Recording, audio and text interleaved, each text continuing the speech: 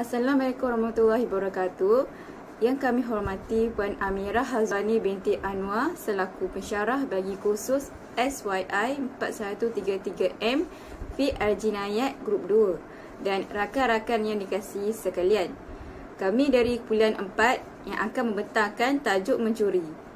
Kumpulan kami terdiri daripada 3 orang ahli, iaitu saya, Daili Atika binti Syur Nizam, nombor menteri D1931-2000, serta ahli kumpulan saya, Ainun Nasuha binti Khairul Nizam, nombor menteri D19311897, dan Nur Fatin Atirah binti Sapudin, nombor menteri D19311776. Seterusnya, saya akan menerangkan pengenalan.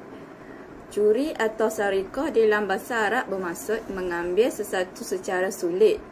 Menurut syarak, curi ialah mengambil harta orang lain secara sulit tanpa sebarang hak dari tempat simpanan dengan syarat-syarat tertentu. Dari erti kata lain, mencuri adalah mengambil barangan orang lain dengan cara sembunyi atau helah yang dilakukan oleh orang yang cukup umur dan pilihan sendiri daripada tempat simpanan yang sesuai dan termaklum dengan cara yang dibenarkan oleh syarak atau tidak dengan syubhat. Frasa secara sulit di sini menunjukkan merampas tidak termasuk dalam istilah ini kerana perampas merampas sesuatu harta tanpa berselindung. Oleh itu, rampasan tidak termasuk dalam istilah mencuri dan tidak dikategorikan dalam hukuman mencuri. Slide seterusnya, definisi mencuri mengikut mazhab. Mazhab Hanafi, curi ialah pengambilan harta yang cukup nisab pembalasan hukuman potong oleh seorang yang sudah baligh dan sempurna akalnya. Harta itu bukan dari jenis yang cepat menerima kerosakan, dimiliki oleh orang lain, diambil secara diam-diam dari tempat simpanannya tanpa syubhah. Yang kedua, mazhab Maliki, iaitu pengambilan harta orang lain secara diam-diam tanpa ia diamanatkan kepadanya. Perbuatan mengambil harta orang lain oleh seorang yang mukallaf di mana harta tersebut telah mencapai nilai yang cukup nisabnya dengan niat untuk mencuri dan tiada sebarang syubhah di dalam pemilikan orang itu terhadap harta tersebut. Yang ketiga, mazhab Syafi'i, pengambilan harta secara diam-diam dan zalim daripada tempat simpanannya sepertinya dengan terikat kepada beberapa syarat. Dari erti kata lain, harta yang dicuri itu hendaklah mencukupi nisabnya, diambil dari tempat simpanan dan dilakukan secara sukarela oleh seseorang yang telah dewasa dan sempurna akalnya. Yang keempat, mazhab Hambali, pengambilan harta benda secara diam-diam dan sembunyi. Seterusnya, dalil pensyariatan.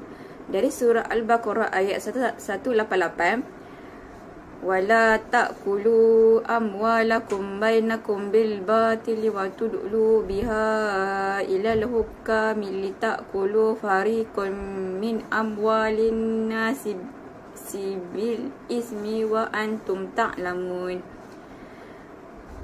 Maksudnya, dan janganlah kamu makan harta di antara kamu dengan jalan yang batin, dan janganlah kamu menyuap dengan harta itu kepada para hakim dengan maksud agar kamu dapat memakan sebahagian harta orang lain itu dengan jalan dosa padahal kamu mengetahuinya. Maksud dari ayat tersebut, janganlah kamu memakan harta sesama kamu dengan jalan yang batin seperti dengan cara rasuah, menipu atau merompak, dan janganlah kamu rasuah harta itu dengan hakim-hakim untuk menghalalkan perbuatan jahat kamu dengan maksud supaya kamu boleh makan, menggunakan, memiliki dan menguasai sebahagian harta orang lain melalui maksiat kerana ia menyalahi ketentuan Allah padahal kamu tahu ianya dilarang oleh Allah SWT. Bismillahirrahmanirrahim. Assalamualaikum warahmatullahi wabarakatuh. Nama saya Ainun Nasuha binti Khairul Nizam, bernama matrik D19311897. Okey, yang seterusnya saya akan meneruskan dengan pensabitan kes mencuri. Syarat pensabitan terbahagi kepada 3 bahagian. Yang pertama ialah pengakuan. Sekiranya pesalah ni dia mengaku bahawa ia telah mencuri, maka kesalahan tersebut akan disabitkan ke atas pencuri itu. Okey, maksud dia macam orang yang mencuri ni akan dikenakan hukuman sebab dia dah mengaku yang dia mencuri. Okey, seterusnya yang kedua ialah bukti. Bukti ini dengan keterangan oleh 2 orang lelaki yang adil dan ia memenuhi syarat untuk menjadi saksi. Yang kedua ni perlulah mempunyai bukti yang kukuh oleh 2 orang saksi lelaki yang adil. Dan yang ketiga ialah sumpah. Dia disumpah oleh orang yang mendakwa, iaitu setelah pihak yang didakwa ni enggan bersumpah. Maksudnya sekiranya pencuri tu enggan mengaku yang dia ni bersalah, pihak yang lagi satu ni perlu membuat sumpah bagi mendakwa bahawa pencuri tersebut telah melakukan kesalahannya. Seterusnya ialah hukuman mencuri. Apabila kesalahan mencuri disabitkan di mahkamah dengan memenuhi syarat-syarat yang disebutkan, hukuman hudud wajib dijalankan terhadap pesalah. Antara hukuman hudud ialah dengan memotong tangan kanan pada pergelangan tangannya. Hukuman ini telah dinyatakan oleh firman Allah Subhanahu Wa Taala dalam surah Al-Maidah ayat 38. Maksudnya, dan orang lelaki yang mencuri dan orang perempuan yang mencuri, maka hukumnya potonglah tangan mereka sebagai satu balasan dengan sebab apa yang mereka telah usahakan. Juga sebagai suatu hukuman pencegah dari Allah Subhanahu Wa Taala. Dan ingatlah, Allah Maha Kuasa lagi Maha Bijaksana. Seperti mana dalam hadis Amr bin Shu'aib pun telah berkata, maksudnya, suatu ketika seorang pencuri ni dihadapkan di hadapan Nabi Muhammad SAW.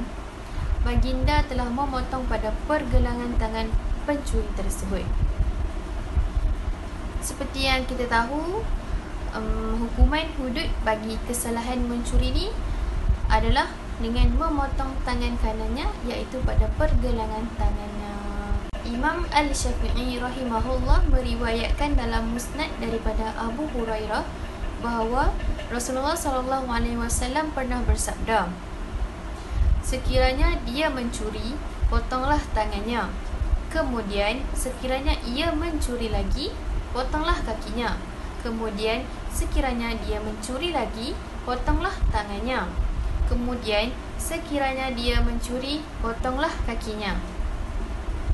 Dalam hadis tersebut menerangkan jika pada kes pertama tangan kanan pencuri akan dipotong.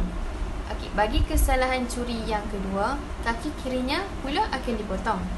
Bagi kesalahan ketiga, tangan kirinya akan dipotong. Dan bagi kesalahan yang keempat, kaki kanannya akan dipotong. Sekiranya pesalah masih terus mencuri, pemerintah mestilah menjatuhkan hukuman takzir yang sesuai bagi mencegahnya. Syarat pelaksanaan hudud terbahagi kepada 8. Antaranya ialah baligh. Kanak-kanak yang belum baligh masih belum dikenakan hukuman potong tangan.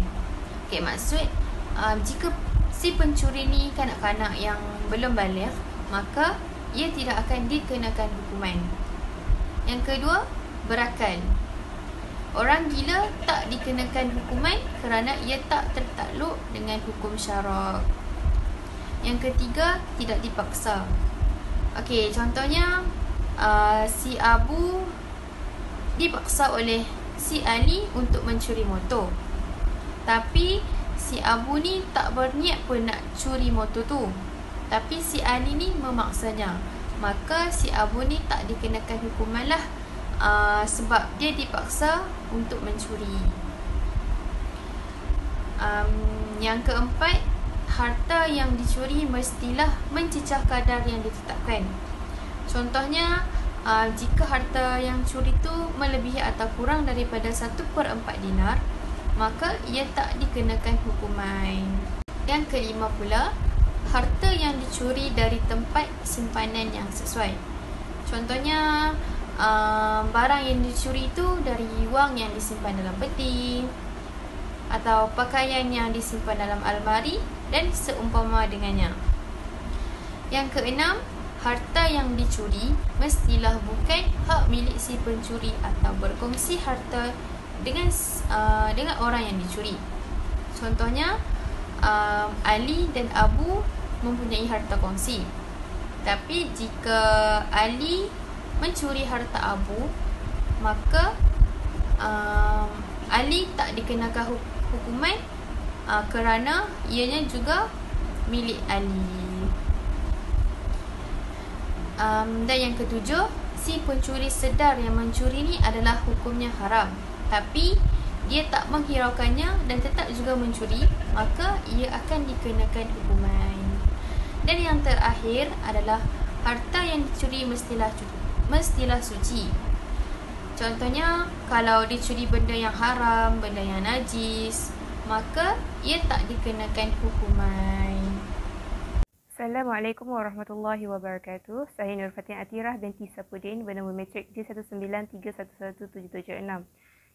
Poin seterusnya bagi tajuk mencuri ini adalah pencuri wajib bertanggungjawab terhadap barang yang dicuri. Setelah kes curi telah dibuktikan dan tangan pesalah telah dipotong, pesalah dikehendaki memulangkan semula barang yang dicuri sekiranya masih ada. Jika tiada, pesalah dikehendaki menggantikannya. Hukum ini berdasarkan sabda Rasulullah SAW, "Alal yadi ma akhazta hatta tuadiyati." Bermaksud, tangan yang mengambil perlu bertanggungjawab sehinggalah dia memulangkannya. Daripada hadis riwayat Abu Daud dan At-Tirmizi.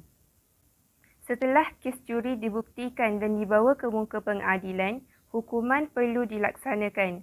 Tidak boleh wujud sebarang rundingan untuk menggugurkannya. Namun, sekiranya kes tersebut belum dihadapkan di hadapan hakim, ia boleh digugurkan atau dirundingkan untuk menggugurkannya. Seterusnya adalah aplikasi di Malaysia. Antaranya ialah Undang-Undang Syariah dan Undang-Undang Sivil. Contoh aplikasinya adalah mengambil harta dengan niat curang. Mengikut Undang-Undang Syariah, jenayah mencuri bukan di bawah peruntukan enakmen jenayah syariah. Manakala mengikut Undang-Undang Sivil pula, bagi Seksyen 378 dan 382A, hukuman yang akan dikenakan adalah penjara dan denda.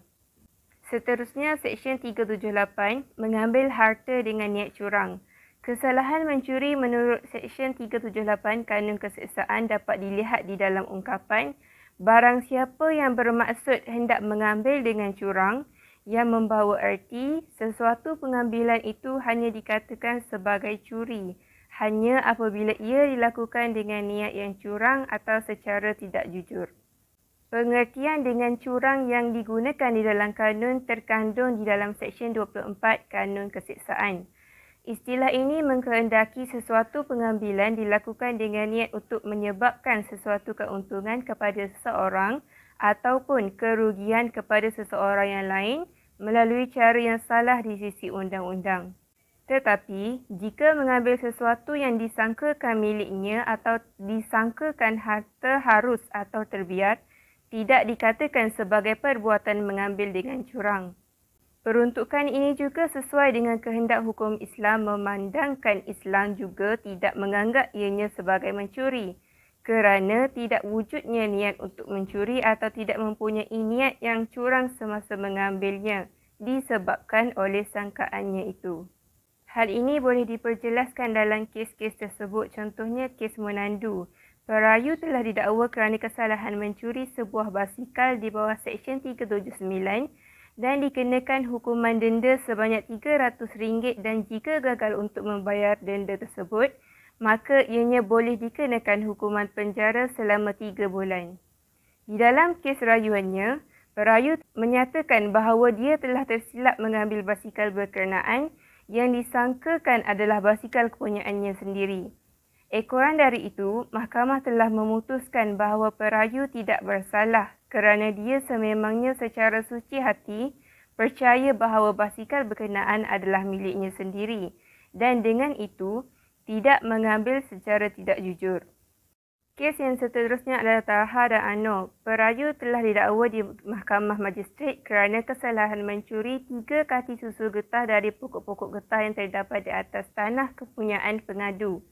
Di dalam rayuannya, pihak perayu telah membuktikan bahawa dia telah pun bersetuju untuk membeli tanah berkenaan dari pihak pengadu, malahan telah pun membayar RM800 daripada RM1,400 sebagai bayaran deposit dan melunaskan bayarannya sepenuhnya sebelum daripada tarikh jual beli disempurnakan. Dalam kes ini, isu dengan curang telah diketengahkan. Mahkamah telah memutuskan bahawa perayu tidak mengambil susu getah tersebut secara tidak jujur kerana apa yang diambilnya adalah merupakan sesuatu yang ia berhak mengambilnya. Walaupun pengadu adalah pemilik berdaftar, namun ia bukan lagi beneficial owner tanah tersebut. Sebagai penutup atau kesimpulan bagi tajuk mencuri ini, mencuri atau mengambil harta orang lain dengan cara bersembunyi adalah satu dosa besar dan wajib dikenakan hukuman. Oleh itu, hukuman potong tangan adalah hukuman yang wajar bagi jenayah mencuri ini mengikut ketetapan syarat-syaratnya. Dengan yang demikian menunjukkan bahawa kedudukan hukum Islam amat jelas dan tepat dengan keadilan sejagat.